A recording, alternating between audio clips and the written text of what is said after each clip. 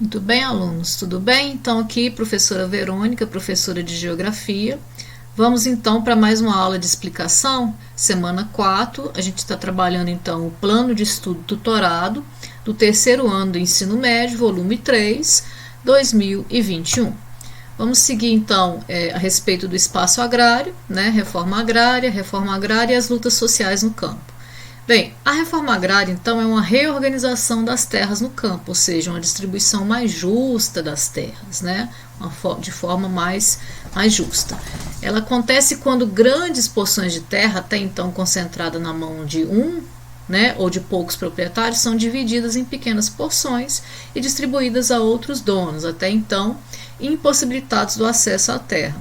Lembrando que a reforma agrária ela acontece geralmente com terras, terras já devolutas, do próprio governo, ou terras, que pertencem a pessoas particulares que são consideradas improdutivas. E aí essas terras são, quando comprovadamente são improdutivas, elas são desapropriadas e os proprietários vão receber uma indenização.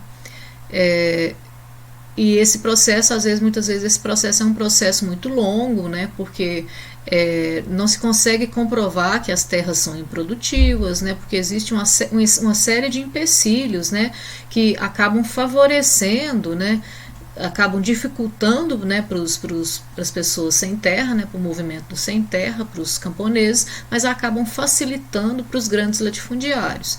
E às vezes dentro do próprio governo mesmo existe uma bancada, a bancada ruralista, formada por políticos, que estão defendendo os interesses dos fazendeiros, dos latifundiários, que acaba dificultando, esse processo, tornando cada vez mais burocrático e dificultando a aprovação de leis que possam, facilitar a reforma agrária.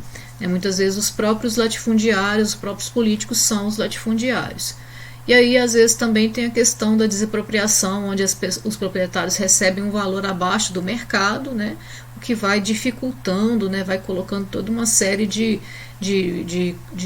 coisas negativas, em cima do assunto reforma agrária, em cima do movimento dos sem terras, até pela própria mídia, que durante muito tempo colocou essa questão aí da luta pela terra, do MST, como pessoas, que estavam lá, como se todas as pessoas que estivessem lá fossem vagabundas, fossem pessoas que estavam dispostas apenas a invadir as terras, alheias. Então existe toda essa questão aí da mídia, que acabou ajudando a criar, um nome, bastante desacreditado, em função dessas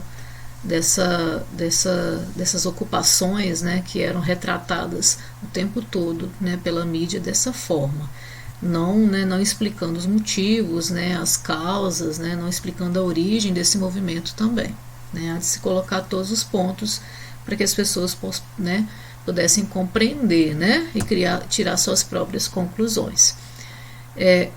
O Brasil ele nunca realizou uma reforma agrária estrutural, ou seja, com grandes distribuições de terras.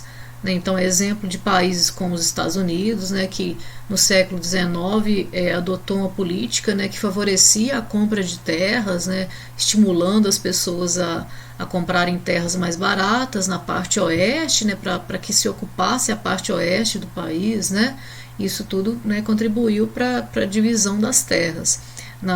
Durante a Revolução Francesa também, que teve políticas nesse sentido, no Japão, no México também, que buscou tentar fazer uma reforma agrária, não muito efetiva. Mas aí no Brasil nem isso aconteceu, O que isso acontece é uma reforma agrária lenta, dificultada por vários atores, que não querem, efetivamente que a reforma agrária seja realizada verdadeiramente. Então, desde 1530, desde o processo das capitanias hereditárias, é que existe essa concentração, é que vai se formando essa concentração fundiária.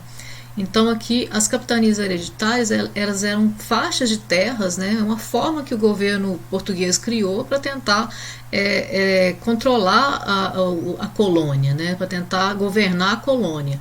E aí as capitanias hereditárias foram nesse sentido. E aí elas eram terras que eram doadas a capitães donatários, né, que tinham como missão colonizar esse território, produzir e pagar impostos, né, em contrapartida para os portugueses. A princípio eram 14 essas capitanias hereditárias, que quem tinha acesso às capitanias hereditárias eram pessoas mais ricas, né? Eram pessoas da elite. E aí esse sistema não deu muito certo, porque muitos acabaram abandonando, né? Muitos desistiram, né? Porque era muito custoso, né? Tinha altos custos entre Portugal e Brasil, né? E aí não estava compensando, mas já nesse momento as terras já estavam concentradas nas mãos de poucas pessoas. A partir da independência do Brasil, em 1822, as terras passam a ser geridas por aqueles que tinham maior poder econômico e político, né? Então continua nas mãos da nobreza, dos ricos, né? Continua na mão dos coronéis, né? E aí, né, continua esse sistema, né, antigo, vai resultar nesse sistema desigual, né, baseado nesse latifúndio que existe até, né, nos dias atuais, que a gente consegue observar tão bem, tão claramente, principalmente na região norte, nordeste e centro-oeste.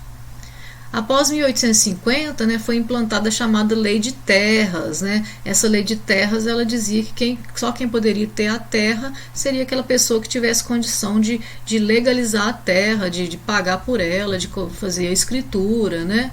E aí, logicamente, quem é que vai ser favorecido? Vai ser os grandes proprietários, né, que vão conseguir comprar a terra de forma legal e também de forma ilegal, né, através da chamada grilagem. O que é a grilagem? Grilagem é uma forma de falsificar os documentos, né, e tomar posse de terras, né, e tomar posse de terras ou pegar terras de outras pessoas também. Em outros países capitalistas, a concentração fundiária foi eliminada ou reduzida como maneira de estimular a produção capital liberal. No Brasil, no entanto, né, eles não veem dessa forma, eles acham que o ideal é que a elite, né, detenha a maior parte das terras e continue essa desigual distribuição fundiária. E aqui nós temos um representativo aí da luta, né, do MST, né, que a bandeira do MST é a reforma agrária e as condições de vida também adequadas, né, para que essas pessoas permaneçam no campo. Né, atualmente, apenas 20% das propriedades rurais brasileiras possuem mais de 100 hectares. Apenas 20% possuem mais de 100 hectares. Só que a área ocupada por essas 20% em quantidade é 80% da área. Né? Em contrapartida, pequenas propriedades representam mais de 80% do número de terrenos, só que a área dessas pequenas propriedades é somente 20%. Né? Então, aí a gente, né, volta novamente na questão. E aí essas pequenas e médias propriedades é onde se pratica a agricultura, a pecuária familiar, que é responsável pela maior parte dos produtos, né, que abastece o mercado interno, né, dos alimentos. E mesmo assim recebe o mínimo de incentivo, né, de crédito. É muito difícil, né? Quem recebe a maior parte do crédito aí é o agronegócio. A principal organização popular que luta pela implantação da reforma, né, no Brasil, agrária no Brasil, é a MST, conforme a gente já falou aí, né? Movimento dos Trabalhadores Sem Terra, que surgiu aí nos anos 80. E o órgão federal responsável, né, pela questão da terra, né, pela questão da realização da reforma agrária e fiscalizações, né, e outras ações dentro do espaço agrário, é o INCRA, né? Instituto Nacional de Colonização de Reforma Agrária, ok? Conflitos acontecem o tempo todo na região norte, na região centro-oeste, na região do Bico do Papagaio, né? Ali no Pará, no nordeste também, no sul, né? Então os conflitos fundiários continuam acontecendo, ok? Não deixaram de acontecer não, certo? Nos últimos tempos, menos noticiado pela mídia, né? Mas ainda acontece, ainda é uma luta a questão do acesso, né, a luta pela realização da reforma agrária, ok? Ficamos por aqui, espero vocês então na próxima aula de explicação.